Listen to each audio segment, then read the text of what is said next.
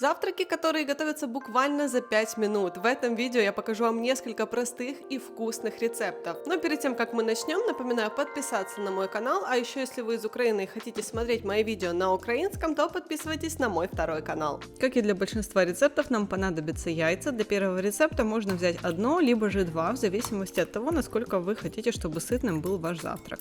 Я беру в этот раз два, перемешиваю их и разогреваю сковородку. Выкладываю на нее два тонких кусочка бекона, я буду использовать их как начинку, поэтому вы можете заменить их на что-то другое, на вареное мясо, если хотите, чтобы блюдо было более диетическим, либо же на ветчину, если не хотите лишний раз возиться, жарить что-то. Затем после них я обжариваю шпинат, буквально секунд 10, этого достаточно. И теперь добавляю к нему яйца. Готовлю помешивая еще буквально полминуты, и у нас будет готов скрэмбл со шпинатом. В процессе можно добавить соль по вкусу. Это самый быстрый способ приготовления яичницы, но она у нас будет как начинка. Для этого я беру лист тортильи, делаю вот такой надрез, на 1/4 выкладываю яйцо, затем сыр и бекон, немножко поменяла их местами. И теперь сворачиваю вот таким вот способом. Можно добавить еще немного овощей, но я просто добавлю их в дополнение, пока у меня будет слегка поджариваться тортилья, чтобы у нее была хрустящая корочка. Я добавляю томаты черри и зелень. Дополнение может быть абсолютно любое на ваш вкус. Завтрак получается очень сытным, после него точно не захочется есть несколько часов. Но еще при этом он очень вкусный. А на все про все у меня ушло буквально минут 5. Если бы вместо этого я хотела приготовить обычную яичницу, я готовила бы ее точно столько же времени. Чтобы питаться правильно и при этом худеть, не обязательно есть однообразную и пресную пищу. Существует огромное количество разнообразных вкусных и полезных рецептов. Но поиск, подбор рецептов и подсчет калорий, как правило, требует времени. Если у вас этого свободного времени нет, я предлагаю вам приобрести мое готовое меню для похудения. Особенно сейчас советую обратить внимание на сезонные осенние меню, которые включают в себя большое количество вкусных, полезных рецептов и уже вписаны в нужную вам дневную норму калорий. Для всех, кому интересно, ссылочка будет в описании под видео. А далее у нас на очереди очень простой способ приготовления омлета с начинкой, который вы можете оставить без присмотра и тем временем заниматься своими делами. Сначала подготовлю начинку, я взяла 2 кусочка ветчины и очень мелко нарезала. Вместо нее можно использовать любую начинку на ваш вкус. Ее добавляем к яйцам, теперь нарежем немножко томатиков, можно также добавить перчик, либо же заменить одно на другое. Можно даже использовать замороженные овощи. Ну и сверху натрем немного сыра.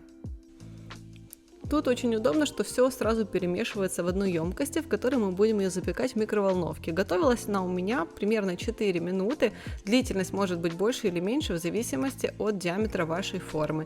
И вот что у меня получился вкусный омлетик с начинкой. Если обычный омлет у вас не всегда получается, пригорает, то такой вариант вам точно подойдет. Но для следующего рецепта заранее необходимо сварить парочку яиц. Я это сделала сразу же, но вы можете сделать это с вечера и просто оставить их в холодильнике. Я положила их в холодную воду, чтобы теперь можно было легко снять с них скорлупу. Кстати, можно по вкусу взять одно яйцо для этого рецепта, если такой вариант будет для вас чересчур сытным.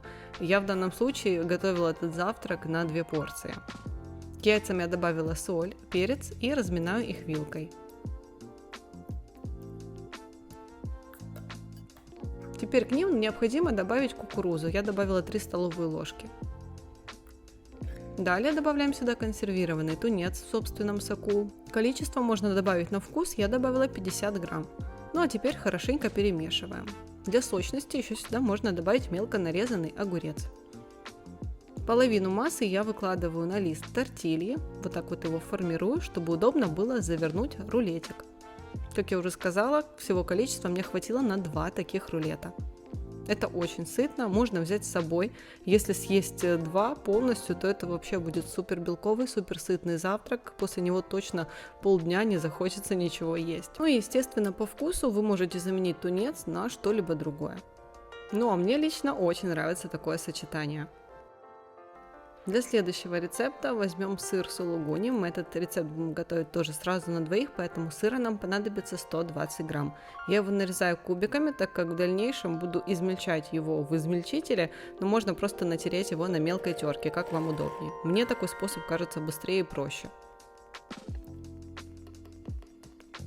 Отдельно в мисочке смешиваем 2 яйца, к ним добавляем немножко соли и перца, добавляем 100 мл молока, либо же кефира, ну, либо же в крайнем случае просто воды, в общем, любой жидкости. Добавляем сюда 60 грамм муки, мука также может быть любая на ваш вкус, цельнозерновая, рисовая, кукурузная и так далее. Я предпочитаю обычно использовать муку из твердых сортов пшеницы. Также сюда теперь добавляем тертый сыр и 100 грамм творога и немножко зелени по вкусу. Можно также добавить чеснок. Перемешиваем, разогреваем сковородку, добавляем на нее немного масла и обжариваем на минимальном огне нашу лепешку под закрытой крышкой. Огонь делайте минимальным, потому что иначе может пригореть. Ее необходимо готовить с одной и с другой стороны, естественно. У меня, к сожалению, этот момент почему-то не снялся на видео. Но получилось очень вкусно, на вкус как хачапури. Пока она горячая, сыр тянется, в общем, все как надо. Для следующего рецепта возьмем одну картошку, почистим ее и быстренько натираем на мелкой терке. Не пугайтесь, самый долгий и сложный этап уже позади. В миску к ней добавляем одно яйцо, добавляем немного соли по вкусу, можно перчик добавить, перемешиваем, можно, кстати, добавить сейчас еще специи для картошки. Добавляем 1 столовую ложку муки и хорошенько перемешиваем, чтобы у нас масса получилась вот такой густоты. Разогреваем сковородку и обжариваем нашу лепешечку, распределив ее по всему дну тонким слоем. Готовим на небольшом огне под закрытой крышкой. Сначала я готовила где-то минуты 3 с одной стороны, затем перевернула и буквально еще минуту с обратной. Но я сильно ее не подрумянивала, мне хотелось, чтобы она была мягкой, чтобы можно было в нее что-то в качестве начинки завернуть, и она у нас легко сложилась пополам, при этом не порвалась. Я смазала просто сливочным сыром для суши и сверху выложила ветчину. Можно использовать красную рыбку. Я добавила еще тертый сыр, который у меня остался. Заворачиваем. И вот такой конвертик очень сытный и очень вкусный у нас получился. В общем, для всех, кому надоело овсяный блин, можно готовить теперь картофель блин. С начинкой также можно поэкспериментировать. Я просто использовала самое простое. Следующий рецепт я вообще не планировала, просто решила использовать все остатки ингредиентов, которые у меня остались после съемок, и вышел полноценный рецепт. Ветчину 2 видов я мелко нарезала, небольшой кусочек сыра натираем на терке, либо же можно взять сыра побольше, это все, что осталось у меня после съемок. И также я взяла 2 небольших томата и нарезала их тонкими кусочками. Тут тоже опционально, можно еще перец мелко нарезанный добавить. Разогрела сковородку и выкладываю на нее тортилью, делаю минимальный огонь и выкладываю сверху начинку. Тертый сыр, ветчину, овощи, тут также можно добавить что-то другое. Накрываю крышкой буквально 1-2 минуты, чтобы сыр расплавился, помидоры нагрелись, и все. Складываем пополам, разрезаем и кушаем. На вкус получается как пицца, просто невероятно вкусно. Вот так вот чисто случайно у меня получился, пожалуй, один из самых вкусных рецептов из этой подборки. А готовился, кстати, он, по-моему, быстрее всего.